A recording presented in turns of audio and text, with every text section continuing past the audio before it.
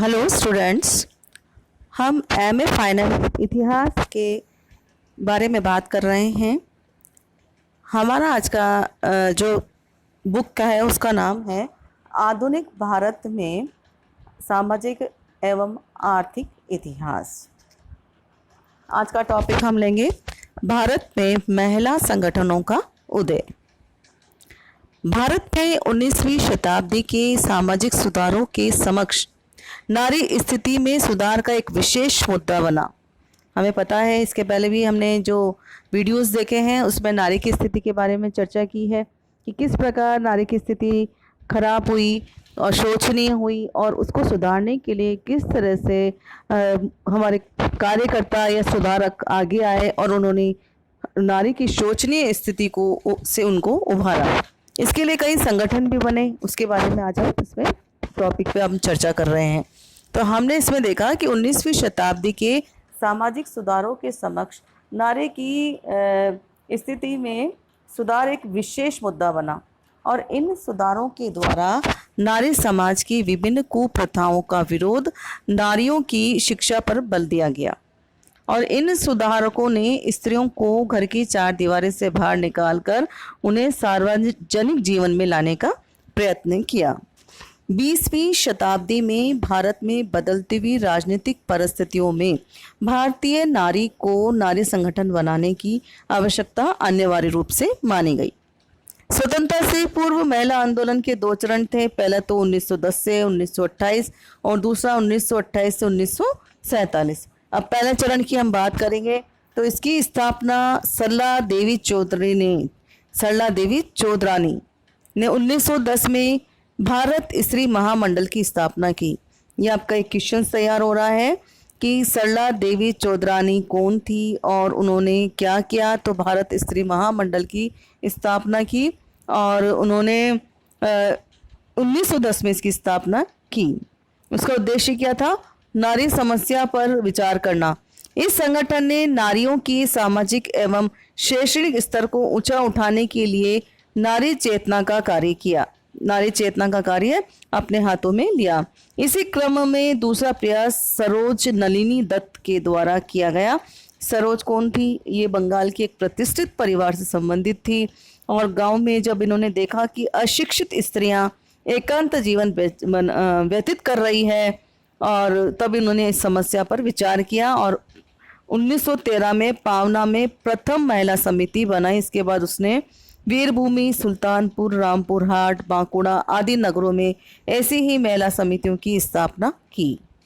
इन महिला समितियों का क्या उद्देश्य है? सबसे पहले तो वही स्त्रियों को पर्दा प्रथा त्यागने के लिए प्रेरित किया, घर की चार दीवारी से बाहर निकालने के लिए, समाज के प्रति उनके उत्तरदायित्व को समझना था। इन समितियों में भोजन, शिशु रखरखाव, पौष्टिकता, स्वच्छता, सिलाई आदि की शिक्षा भी दी जाती थी। और बाद में इन समितियों ने क्या आर्थिक समस्याओं का भी मुद्दा उठाया। अब देखें कौन कौन सी महिला संगठन की स्थापना की गई थी। तो पहली कोशिश किसने की थी? श्रीमती एनी बेसेंट ने। एनी बेसेंट जी ने पुनर्जागरण की शिक्षा में महत्वपूर्ण पहल की और 1917 में उनका जो है महिला संगठन या उन्होंने भारतीय संघ की स्थापना करी, महिला भारतीय संघ की। इसका क्या उद्देश्य था?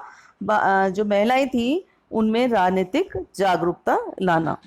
इसकी अध्यक्ष सरोजिनी नायडू थी और सिस्टर मार्गरेट इसकी सचिव बनी।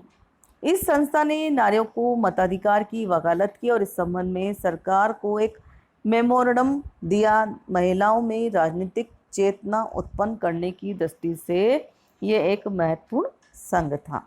नेक्स्ट संघ किसने बनाया? अखिल भारतीय महिला कांग्रेस कॉन्फ्रेंस। इसकी स्थापना करी थी सरोजिनी नायडू द्वारा 1926 में। ये आपके बहुत सारे जीके के छोटे छोटे से क्वेश्चंस हैं और आपने देखे होंगे कि हमारे कोटा यूनिवर्सिटी में जो स्टार्टिंग का सेक्शन आता है उसमें भी 2-2 नंबर के बहुत सारे ऐसे क्वेश्चंस होते हैं जो हमारे इनसे तैयार होते हैं। तो ये केवल एक मात्र सामाजिक और सांस्कृतिक संस्था थी। इसमें सामाजिक मुद्दे, बाल कल्याण, महिला कल्याण आदि सम्मिलित थे। बाद में गांधी जी के निर्देश से इस संगठन ने सूत काटना, खादी पहनने पर बल देना, शहरों, गांवों, कस्बों में खादी की दुकानें खोलना, दुखी एवं पिछड़े लोगों की सेवा करना आदि कार्य अपने हाथ में ले लिया। इसी प्रकार 1925 में भारत में स्त्रियों की राष्ट्रीय परिषद की स्थापना की गई और इसका उद्देश्य भी वही महिलाओं की समस्या का समाधान करना और समाज में उन्हें उच्च स्थान प्रदान करना था। इसी तरह से इन सब संगठनों का जो मुख्य उद्देश्य क्या था, स्त्रियों की शिक्षा, बाल विवाह, पर्दा प्रथा जैसी बुराइयों का उन्मूलन, स्त्रियों की अधिकारों जैसे मामलों को सफलतापूर्वक उन्होंने उठाया। तो अब क्या हुआ कि अंग्रेजी सरकार ने 1929 में बाल विवाह पर प्रतिबंध कर दिया और का अधिनियम बनाया और 1929 में ही हिंदू उत्तराधिकार व अधिनियम आदि पारित कर स्त्रियों की समस्याओं का समाधान पर कानूनी मोहर लगा दी। इससे स्त्रियों में सामाजिक चेतना उत्पन्न हुई और महिला आंदोलनों को भी बल मिला। हमारा दूसरा चरण था महिला संगठन आंदोलन का 1928 से 1947 तक। दूसरे चरण में भारत की राजनीतिक घटनाओं ने महिला संगठन आंदोलन में तीव्रता से अपना प्रभाव स्थापित किया और 1931 में जो निर्वाचन हुए उसमें बड़ी संख्या में महिलाएं निर्वाचित हुई।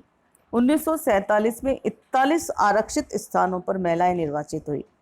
इसमें कौन कौन प्रमुख था? हंसा मेहता, लक्ष्मी अम्मल, दुर्गाबाई आदि। विजयलक्ष्मी पंडित संयुक्त प्रांत की जो है कौन चुनी गई? संयुक्त प्रांत से चुनी गई और स्थानीय स्वायत्त शासन व सार्वजनिक स्वास्थ्य मंत्री भी इनको बनाया गया। 1937 से 47 के मध्य महिला संगठनों द्वारा हिंदुओं के व्यक्तिगत कानूनों में सुधार करने के लिए तीव्र प्रयास किए गए और इन सुधारों को लागू करवाने के लिए प्रथम मांग थी प्रस्तावना रखना। इसके बाद समितियां स्थापित की गई और बाद में धारा सभा में विधेयक के रूप में इसको प्रस्तुत किया गया। इन समस्त कानूनों को पारित करवाने के लिए महिलाओं ने पुरुषों पर स्त्रियों की उत्तराधिकार तथा विवाह एवं तलाक संबंधी कानून बनाने पर जोर दिया। 1945 में हंसा मेहता ने महिला के अधिकारों का एक घोषणा पत्र जारी कर शिक्षा, स्वास्थ्य आदि क्षेत्रों में अधिकारों की मांग की। 1945 में महिला संगठनों की मांग पर अंग्रेजों ने विशिष्ट विवाह अधिनियम पारित किया गया। इस अधिनियम के द्वारा महिलाओं को विवाह विच्छेद का अधिकार भी दिया गया।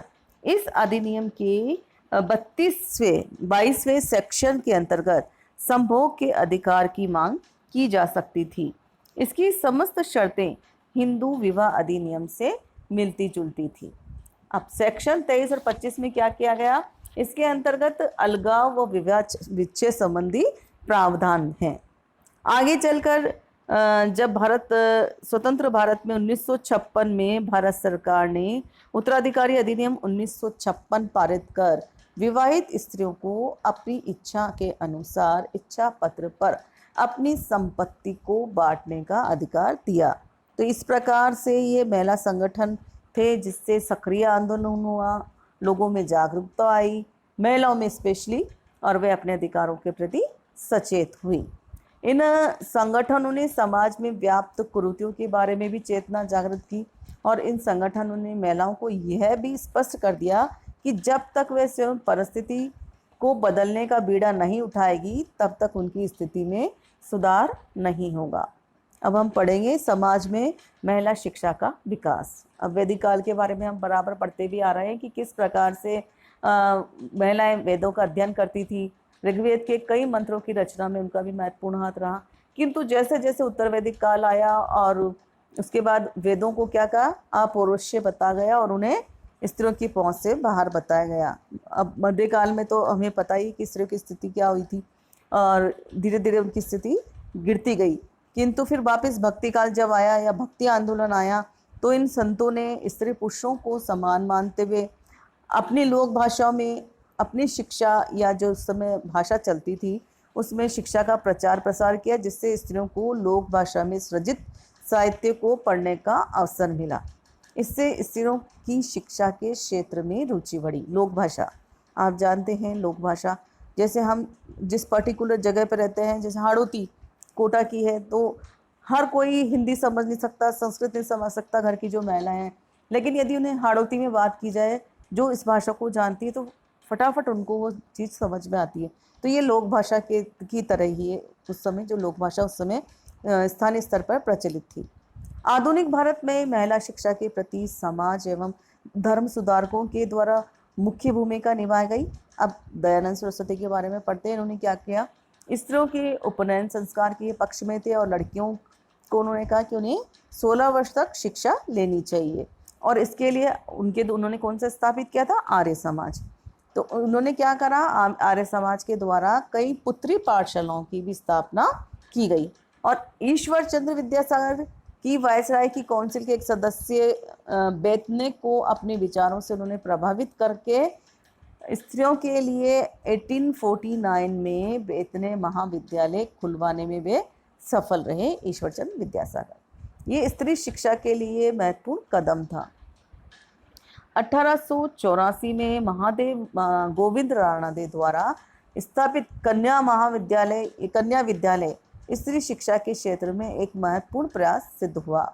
महर्षि कर्वे ने जहां एक और हिंदू विवाह गृह स्थापित किया, वहीं दूसरी ओर कुंवारी लड़कियों को भी शिक्षा देने हेतु महाराष्ट्र में कर्वे विश्वविद्यालय की भी स्थापना की। इस कार्य में सर विट्ठल दास अक्कासी ने आर्थिक सहायता जुटाकर शिक्षा के इतिहास में महत्वपूर्ण योगदान दिया। विट्ठल दास जी ने अपनी माता के नाम पर इसका नाम रखा, श्रीमती नाथीबाई दामोदर ठाकरसी। कर्वे जी के प्रयासों से इस विश्वविद्यालय ने स्त्री शिक्षा के क्षेत्र में पर्याप्त उन्नति दर्ज की। ये तो था हमारा समाज में महिला शिक्षा का विकास। अब महिला शिक्षा और अंग्रेजी प्रयास देखते हैं क्या हुआ। क्या करा अंग्रेजों ने, प्रारंभ में तो उन्होंने भी कोई रुचि नहीं दिखाई।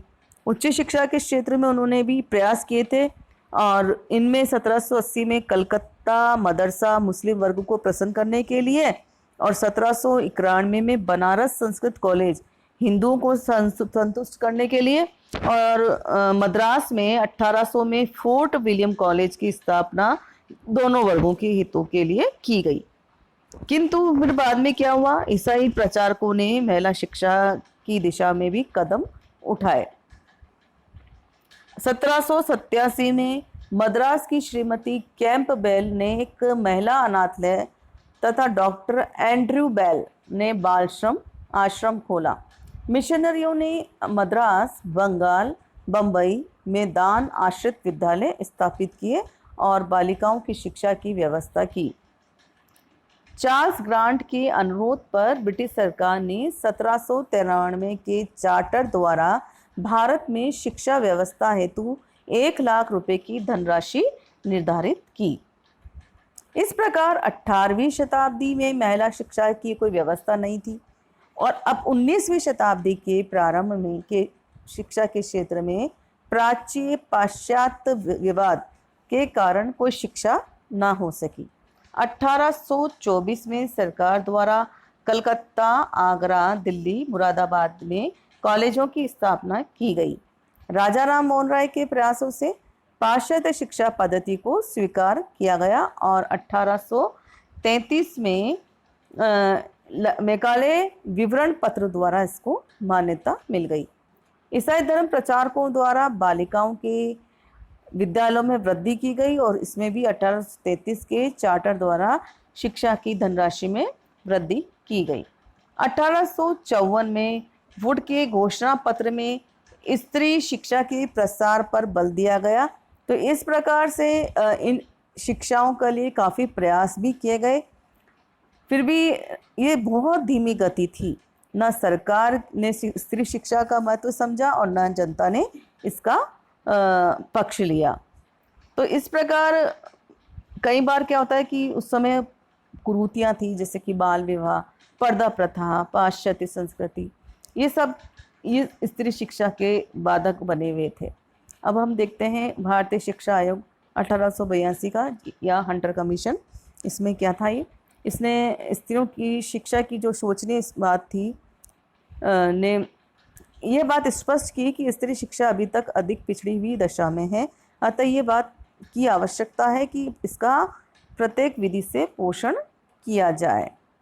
स्त्री शिक्षा के विकास हेतु इस आयोग के सुझाव थे कि जन सहयोग लिया जाए और बालिकाओं का पाठ्यक्रम भिन्न हो, महिलाओं के जो विद्यालय हों उसमें महिला अध्यापक ही नियुक्ति हो। बालिकाओं की जो शिक्षा है वो निःशुल्क हो। सार्वजनिक कोष, छात्रावास, छात्रवृत्तियां, सहायक अनुदान, माध्यमिक शिक्षा निरीक्षक की नियुक्ति और पर्दे में रहने वाली जो महिलाएं हैं उनकी शिक्षा घर पर ही हो।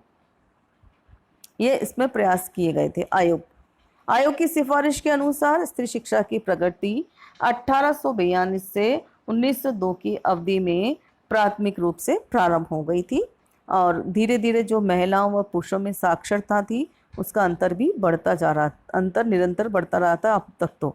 लेकिन जब 1901 में ये अंतर जो 9.23 था, जो वर्ष 1941 तक बढ़कर 17.60 तक पहुंच गया था। इससे स्पष्ट हो रहा था कि महिला शिक्षा के प्रति न तो सरकार ने विशेष प्रयास किया, न ही स्वयंसेवी संगठनों ने कोई उत्साह दिखाया। अब हम इसमें देखेंगे कि महिलाओं में किस प्रकार से राजनीतिक चेतना का उदय हुआ।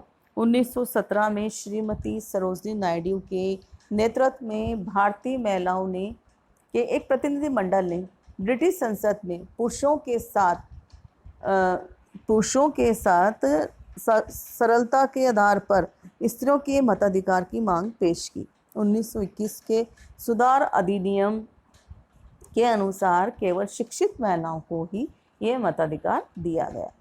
महात्मा गांधी ने भी अपने उदार विचारों के द्वारा स्त्री समाज को प्रभावित किया।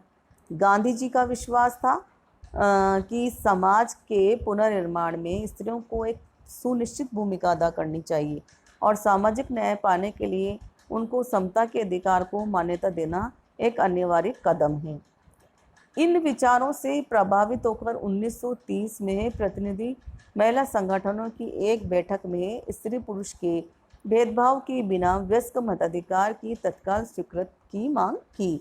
यद्यपि अंग्रेजी सरकार ने इस मांग को ठुकरा दिया, किंतु 1931 में भारतीय राष्ट्रीय कांग्रेस के कराची अधिवेशन में इसे मान लिया गया और स्त्रियों की राजनीतिक समता के लिए उनकी स्थिति और योग्यता पर विचार किए बिना प्रयत्न करने का बीड़ा उठाया। यह वचन स्वतंत्रता के बाद पूरा हुआ जब राष्ट्र ने संविधान के द्वारा स्त्रियों को पुरुषों की भांति मौलिक अधिकारों की घोषणा की। तो हमने अपने इस वीडियो में स्त्रियों के उन्नति के लिए, उनके अधिकारों के प्रति उनको जागरूक करने के लिए महिलाओं द्वारा ही जो संगठन बनाए गए उसको देखा, उनको सुना और किस प्रकार से अंग्रेजी शासन के द्वारा भी स्त्री शिक्षा के लिए निरंतर प्रयास किए गए, उसको भी हमने पढ़ा। और रानी दयानंद सरस्वती, राजा राम मोहन राय, ईश्वर चंद्र विद्यासागर ने अपने प्रयासों को सरल भी बनाया और उसमें वो सार्थक भी हुए। इन सब चीज़ों को हमने इस वीडियो के माध्यम से जाना। मुझे पूरी उम्मीद है कि आप सभी को ये वीडियो अच्छा लगा होगा, समझ में भी आया होगा। धन्यवाद।